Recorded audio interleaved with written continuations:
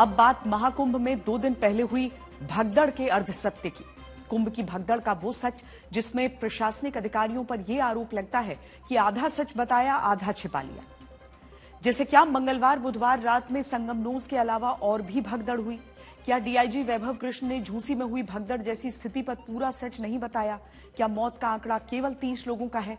5 शवों की शिनाख्त ही करनी बची थी तो पोस्टमार्टम हाउस में 24 शवों की तस्वीर बाद में क्यों लगाई गई? एक एक करके इस अर्धसत्य की परतें खोलेंगे, लेकिन उससे पहले दस्तक देता सवाल, महाकुंभ में जो लापता हुए वो कहां गए? जो आज 3 दिन बाद भी बहुत से लोग अपने परिजनों को भगदड़ में खोने के बाद खोज नहीं पाए।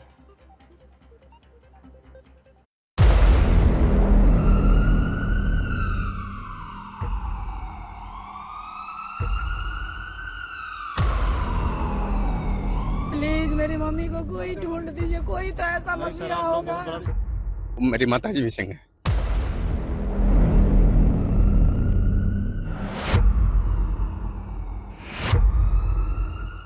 माँ फूफा जी के साथ में आई थी नहाने के लिए, वहीं फिर भगदड़ हुआ, उसी में फिर गुम हो गई। चाची चाचा के साथ आई थी। हमारी चाची और हमारी फुआ मिसिंग है। मेरी माता खोई है, उनका नाम क्रांति देवी है। माता जी मेरी 28 तारीख से। हमारे चाचा राजेंद्र यादव और उनकी पत्नी भी साथ में है और 29 तारीख से हमें मिल नहीं रही सर। बेटी खो गई हमारी सर, तो उन लोगों से बिछड़ गई है, अभी तक मिली नहीं है। खो गई है सर, परसों 9:30 बजे दिन से।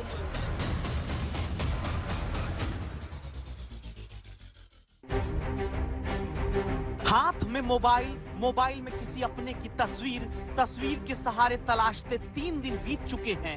महाकुंभ की भगदड़ के बाद जिनका अपनों से हाथ छूटा वो मुर्दा घरों तक जिंदा उन्हें खोजने की आस लेकर पहुंच रहे हैं। इधर से उधर, इधर से उधर, इधर से उधर कराया गया। तब हम लोग उसमें वार्ड 1 मिथिलेश देवी लिखा भी था। 5 घंटा तक इधर से उधर, इधर से उधर, इधर से उधर करते रहे। कुछ नहीं है यहाँ पे, कुछ नहीं है। सबको मरने के लिए बुलाया गया।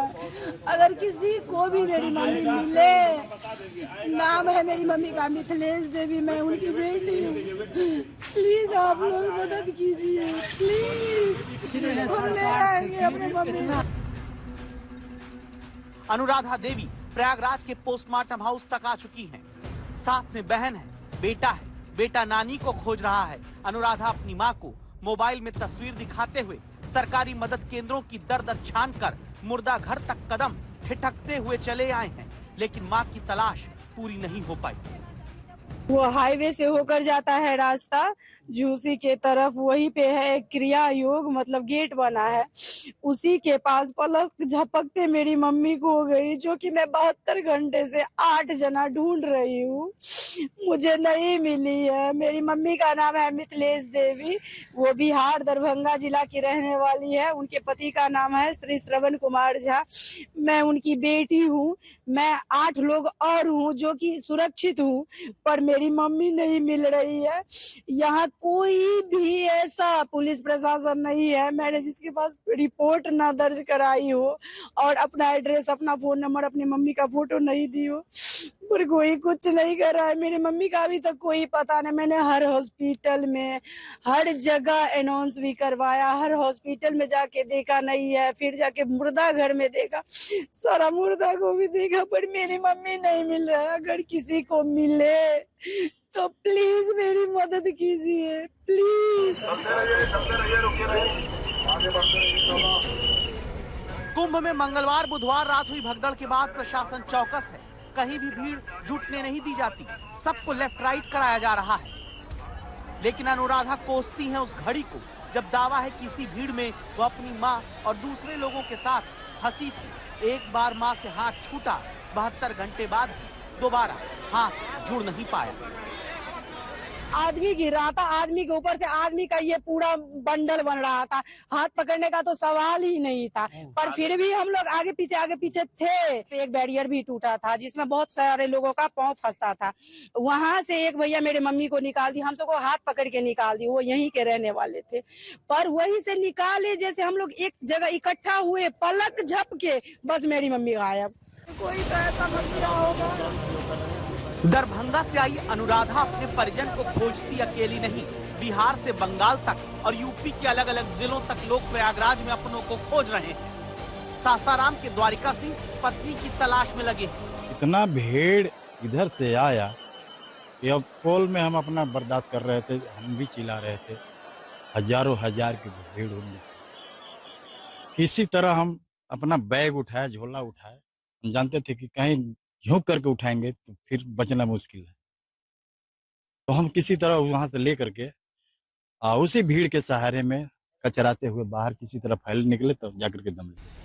अब सेना में जवान अपने बेटे के साथ द्वारिका सिंह पत्नी को खोजते हैं। अस्पताल छान लिया, खोया पाया सेंटर में देख लिया, उम्मीदें टूटने का डर है, इसीलिए बेटे की आंखों से आंसू निकलने लगते हैं। मैं आर्मी से हूँ और पापा लेके आए थे नहलाने के लिए उन लोग को। देखा जा सकता है कि बहुत ही दुखद पहलू है। तमाम अपने परिजनों को लोग जो खो चुके हैं वो उनकी तलाश में हैं और दर दर भटक रहे हैं। ये रोहतास जिले से खोजने आए दीपक कुमार की माता जी की तस्वीर है। यहाँ रूम में फिर खोजे, वहाँ पे भी हॉस्पिटल में खोजे, नहीं मिली। यहाँ पर भी आके देखे, नहीं मिली, कहीं अभी तक खोज खबर नहीं है। इसी तरह चाची बुआ को तलाशते आदित्य तस्वीर दिखाने को कहते हैं तलाश में 15 से 30-40 किलोमीटर तक चल रहे हैं। आज के दिन में 14-15 किलोमीटर चले हैं और कल तो 30-40 किलोमीटर चले। कोई यहाँ भेजता है, कोई वहाँ भेजता है, कोई पुलिस सही से जवाब नहीं देता है, कोई पुलिस बोलता है हमें पता ही नहीं कि भगदड़ी भी यहाँ हुआ था।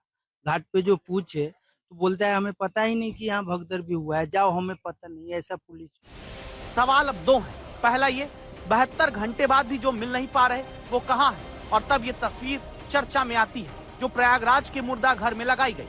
तस्वीर 24 लोगों की और दावा ये हुआ कि अपनों को खोजते लोगों को इन चेहरों को दिखाकर भी शिनाख्त कराई जा रही है। और तब दूसरा सवाल इसी से जुड़कर आता है, भगदड़ के दिन यानी 29 जनवरी को जब डीआईजी वैभव कृष्ण कह चुके हैं कि 30 लोगों की मृत्यु हुई, सिर्फ 5 शवों की शिनाख्त बाकी है, तो फिर 30 जनवरी से क्यों 24 तस्वीरें पोस्टमार्टम हाउस के बाहर लगाकर शिनाख्त कराई जा रही है?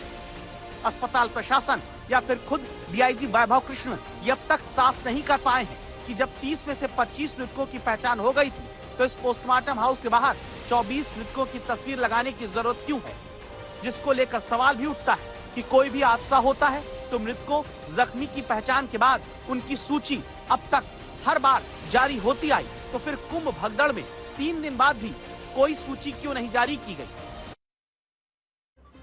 मृतकों के आंकड़ों को लेकर उठते सवालों के बीच ये सच भी है कि मेला क्षेत्र में गुम हुए लोगों के लिए 10 खोया पाया केंद्र बने हुए हैं, यानी ऐसे सेंटर जो गुमशुदा लोगों को उनके अपनों तक पहुंचाने के लिए बने हैं। आज तक संवाददाता कुमार अभिषेक की रिपोर्ट के अनुसार यहां खोया पाया केंद्र पर हर 10 में से 8 लोगों को उनके अपने तलाश ले रहे हैं, लेकिन 20% लोग ऐसे हैं जो अपनों का या तो पता तक नहीं बता पा रहे या मोबाइल नंबर, ये काफी बुजुर्ग लोग हैं।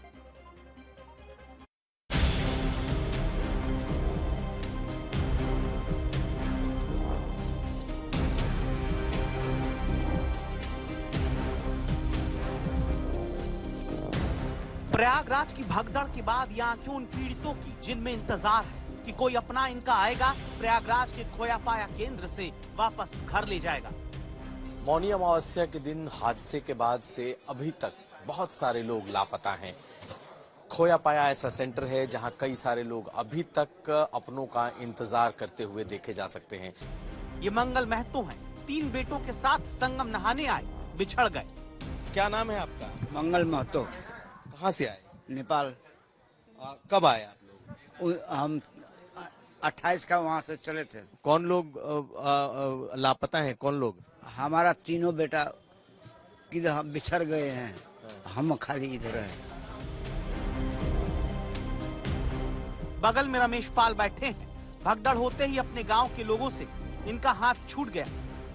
कचर खूब भीड़ रहे, वह में छूट गए। किसके साथ आए थे? कौन लोग छूट गया? सब गांव के रहे, हमारे पुरवा के रहे, ये ग्रुप रहन, 80-82 गांव के आदमी, पूरी बस रहे फुल, तो पूरी बस में से अकेले खाली एक जाना है। कुछ बिछड़े हैं जिन्हें कोई खोजने अब तक नहीं आया। कुछ अपनों की तस्वीर लेकर अपनों को खोजने आए। कोई आता पता नो सर, नहीं? कहाँ ढूंढा है आप लोगों ने? सारा मेला को ढूंढ रहे हैं जी। अस्पताल वगैरह देखा कि नहीं आप जी देखे जी, देखे भी, जो स्टेशन में जाके देखे, उधर स्टेशन बोलते हैं, वहाँ भी जाके देखे, वहाँ भी जाके देखे, कहीं भी नहीं पता जी। चलते चलते हम थक गए। 2 जगह देख लिए, तीसरा इधर है कहीं। 2 अस्पताल ढूंढ चुके हैं जी, वहाँ कोई नहीं, वो है। जिन्हें खोया पाया केंद्र पर 3 दिन बाद भी गुमशुदा ही मिल रहे हैं। इनमें ज्यादातर वो हैं जो या तो हिंदी ठीक से बोल नहीं पा रहे या अपनों का मोबाइल नंबर नहीं जानते। कैसे यहाँ छूट गए, कैसे भूल? बगिया से हमारे मेला करे गेली त 5 गोरा बाय गेल आमस गरीब बेटी कानून के चे गेला ना करी तक। कोई कह रहा यहाँ जाओ, कोई कह रहा वहाँ जाओ, दिन भर रात भर ऐसे भटक ही रहे हैं सर। कुछ भाग्यशाली भी हैं जिनके परिवार से 3 दिन बाद संपर्क हो पाया है। फोन नंबर आ गया हमको घर पर से फोन से बात हुआ कि नहीं? फोन से बात हो लो है। उम्मीदों की डोर अभी टूटी नहीं, बस इंतजार है जिस संगम में आकर गंगा यमुना सरस्वती तक मिल जाते हैं, वहाँ अब इंसान खोया पाया केंद्र में गुमशुदा बनकर ना रह जाए। अब दस्तक देता सवाल ये बड़ा खड़ा है कि क्या मौनी अमावस्या के दिन ही महाकुंभ में एक नहीं बल्कि 2 भगदड़ हुई, लेकिन दिन भर एक ही भगदड़ को अफवाह बताता प्रशासन दूसरी घटना को छिपा गया। नक्शे के जरिए आपको दिखाते हैं भगदड़ की पहली घटना, जो संगम नोज इलाके में रात 1:45 बजे के करीब हुई थी, जिसकी रिपोर्ट भी हुई। प्रशासन ने भी जहां 17 घंटे बाद मौत का आंकड़ा 30 बताया, लेकिन दावा है कि दूसरी घटना 29 जनवरी की सुबह 4 बजे से 7 बजे के बीच सेक्टर 21 की तरफ हुई, जो प्रयागराज में झूसी का इलाका है। क्या मंगलवार बुधवार की रात संगम नोज के पास हुई भगदड़ के कुछ देर बाद ही ये दूसरी भगदड़ का वो वीडियो है जिसे कुंभ मेला क्षेत्र की जिम्मेदारी संभालने वाले पुलिस प्रशासन ने पहले छिपाया और अब स्वीकार नहीं कर रहे हैं, जिसके अब कई वीडियो लोगों के मोबाइल से निकलकर अपना सच बताने के लिए सामने आए। जहां इस आउटलेट के पास दिखता है कि रास्ता ठसाठस सैकड़ों लोगों से भरा है जो संगम की तरफ जाता है। लोग बेसुध होते इन वायरल वीडियो में दिखते हैं।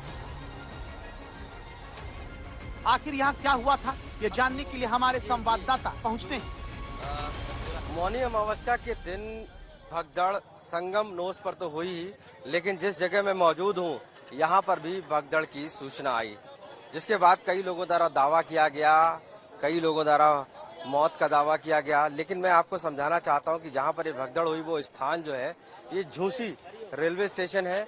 यहाँ से सीधा रास्ता उतरते हुए, यानी कि जो भी श्रद्धालु थे वो सीधा जिस दिन ये घटना हुई है, यानी कि मौनी अमावस्या के दिन, इसी रास्ते से ये झूसी मेट्रो जो स्टेशन है रेलवे, वहां से उतरते हुए सीधे आते हैं और इसी स्थान पर आकर वो भीड़ रुकती है। ये पूरा एरिया भगदड़ से प्रभावित हुआ था और ऐसे में जो टीन थी, ये टीन शेड आप देखिए पूरी तरीके से टूट गया था। टीन शेड यहाँ पर भी कई लोग अंदर हो गए थे, जिसकी वजह से पूरा टूट गया था, नुकसान हो गया था। अपना जीव बचाने के लिए इतनी भीड़ था, 60 करोड़ जनता की इतनी भीड़ था कि जो है लोग टावर में चढ़ जाते, कैंटीन में चढ़ जाते थे। कितने लोग आपके सामने जो है मौत हो गई? आपको 4 लोग।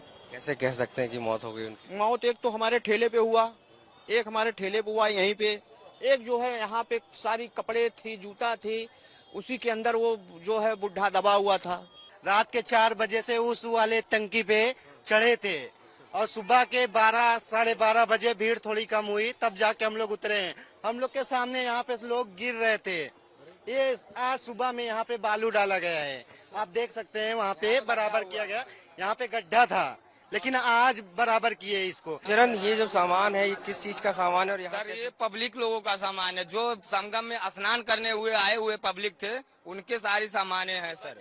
ये सब बचा हुआ लोड नहीं हो पाया ट्रैक्टर पे, वो सामान है सर। सफाई करने के बाद इतना सामान निकला गया है और 8-10 ट्रैक्टर सर लद के चला गया है। जेसीबी से लोड हुआ है। जेसीबी से लोड हुआ है सर जी, पब्लिक से नहीं सर, जेसीबी से लोड हुआ है। लोग होंगे लगभग संख्या सर अनगिनत संख्या, कोई संख्या की सारी जगह के रास्ते बंद कर दी, ब्लॉक कर दिया गया था। वीडियो सामने है, चश्मदीद अपनी बात रखते हैं, लेकिन कुंभ मेला क्षेत्र के डीआईजी वैभव कृष्ण कहते हैं पुलिस के पास दूसरी भगदड़ की कोई जानकारी नहीं है, जांच कराई जाएगी। वीडियो जो चर्चा में आए हैं उन पर डीआईजी का दावा है कि किसी ने पुलिस को रिपोर्ट नहीं किया। क्या ये वीडियो भी सच्चा नहीं है, जहां एक गाड़ी में कुछ पुलिसकर्मी लगता है किसी को उठाकर रख रहे हैं, जिंदा या मृत पता नहीं। क्या इसकी जानकारी भी डीआईजी वैभव कृष्ण को नहीं है?